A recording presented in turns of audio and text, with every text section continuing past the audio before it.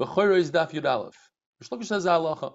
When a donkey gives birth to a firstborn male, and you have to redeem it, first you try redeeming it with a set, with a sheep or a goat. If that doesn't work, then you can redeem the donkey with its value.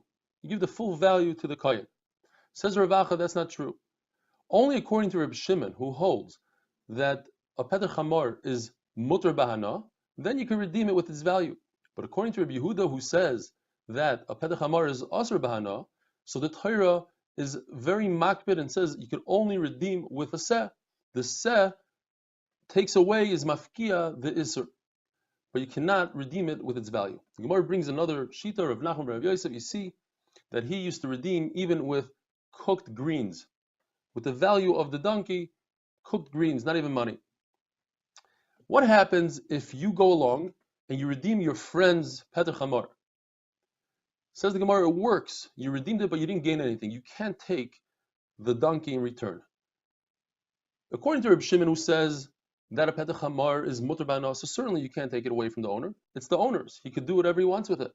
But even according to Reb Yehuda, who says that it's asur b'hana, so you might say that it's up in the air. Whoever redeems it could grab it. Says the Gemara, no, it's really the owner's. And how do I know that? Because what happens if somebody comes along and steals your donkey before you had the chance to redeem it? He owes you kefel. That proves that it's yours. It's not like hegdish or something like that. It's yours. You own it fully. Says the Gemara. It says in the Mishnah that at a certain point, if you have a seh that you designated as for the Petach Hamor, because you had a suffix. Let's say the donkey gave birth to twins, and one was a female, and we don't know, maybe perhaps the female was born first, and there's no Bechor, so you designated a seh, you put it aside. That seh, says the Mishnah, is yours completely, and therefore you're chayiv and meiser in it. Says the Gemara, let me explain. Even in a case where you had 10 such donkeys who gave birth to 10 sets of twins, and we had 10 sveikos, and you don't know what to do with all 10, and you designated 10 sheep on the side, one of them will become meiser, and you could bring it as your own shlamim. Whereas if we know for sure that it's the kohen's, you can't benefit from it, you can't bring it as a shlamim, it's the kohen's completely. Says Gemara, a very interesting case. If a Yisrael had 10 Petach Hamors, they were known Petach Hamors, you had to give it to the kohen. And before you had a chance to give it to the kohen, you inherited it, you gave it over to your grandson. The Yisrael gave it to his grandson who was a kohen. In other words, his daughter married a kohen and he had a grandson, a kohen. Now the kohen is able to be mafkia, to remove the isser from the bechor.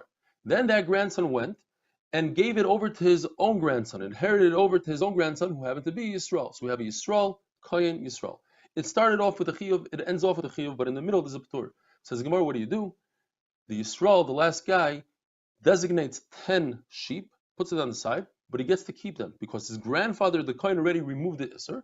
He just has to designate it, and he gets to use it. The same halacha would apply with fruit.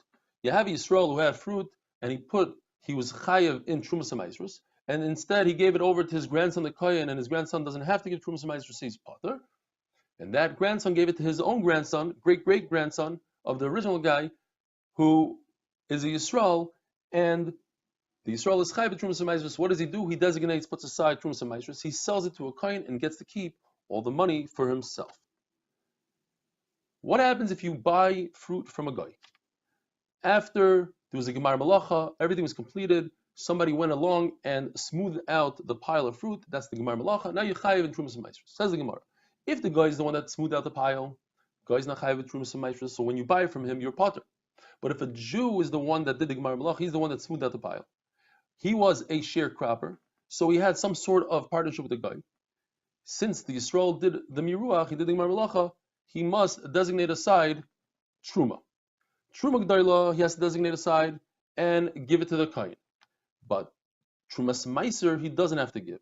Why? So the Gemara brings a pasuk. It says in the pasuk, "Ki sikhu me'ez b'nei Yisrael." It's a very long pasuk, and all the way at the end it says, in the beginning it says, when you buy from a Yisrael, "Ki sikhu me'ez Yisrael." At the end it says, "Meiser min meiser." So trumas meiser, you are potter completely if you don't buy from a Jew. If you buy from a guy, you're potter. But truma g'dayla, you are chayav. Says the Gemara in a similar vein, if somebody goes and has a amaretz watches fruit, or a kusi. A kusi, the Gemara has always been supik if a kusi is a complete ger, or maybe they were gerim because of the fear of the lions, so they're not complete gerim. At any rate, they're somewhat Jewish, and he entrusted his fruit with the kusi or the amaretz. And after he already removed the trumas from maisrus, says the Gemara, we're not concerned that the kusi and amaretz might have switched the fruit, and therefore he's chayiv again in trumas and maisrus. However, if he entrusted his fruit with a guy, then we have to be concerned that he switched it out, and now we have a new chiyuv in trumas and maisrus. According to the Tanna Kama, we say that the guy certainly switched it out, 100%, and therefore you must give truma g'dayla like we said before, but not trumas maisrus because of that pasuk that we had before. But according to Reb Shimon, we don't know for a fact that the guy switched it out. It's only a suffix. Your parents are demai. So even the truma g'dayla, you designate on the side, but you don't have to give it to a kohen. You could sell it to a kohen, and the profit remains yours. When the Mishnah says that if the sheep that you designated on the side for the Petach Hamar dies, the kohen could use it. The Gemara explains that even if the Yisrael never gave it to the kohen, he just designated on the side, the kohen can use it because it's as if the kohen has received it, it was his completely, even though he never received it, and therefore he can benefit from the dead sheep. Have a wonderful day.